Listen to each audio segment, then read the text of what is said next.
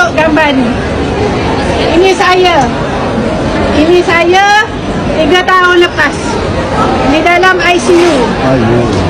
Di dalam ICU saya buat pembedahan jantung. Saya ada masalah injap saya hampir putus. Saya punya valve sebelah bergerak macam ni, slow. Yang sebelah laju, yang sebelah slow. Saya stres, saya lepas di office, saya dikejarkan ke hospital. Doktor kata 80% lagi nak putus, saya hampir mati. Saya hampir meninggal.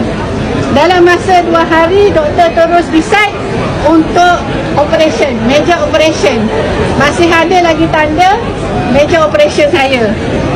So, masa tu memang Tuhan punya kuasa. Alhamdulillah saya selamat. Dan mak saya syorkan saya makan Shiruto. Saya makan Shiruto. Lepas 2 minggu keluar daripada hospital, luka saya kering. Saya boleh bangun, saya boleh berjalan, saya boleh pergi fisio dekat hospital 2 kali seminggu. So itulah permulaan saya dalam BE. Tapi saya ni suka bekerja, dan saya masih lagi bekerja. Saya suka bekerja, so saya masuk balik bekerja. Lepas tu mak saya kata pakai seluar, pakai Alorapen.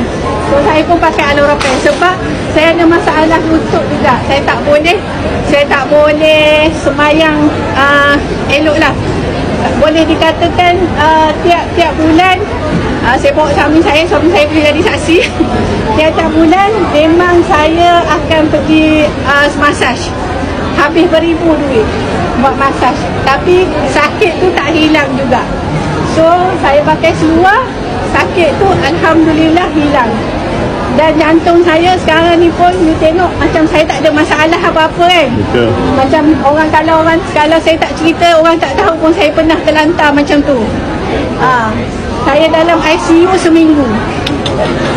Tuhan punya kuasa, bukan saya punya kuasa. Tapi alhamdulillah saya jumpa BE ni, saya rasai sendiri, saya makan sendiri, saya pakai sendiri. Alhamdulillah dah 3 tahun saya pakai. Saya rasa bersyukur. Saya rasa inilah masanya saya nak berkongsi dengan orang kat luar sana.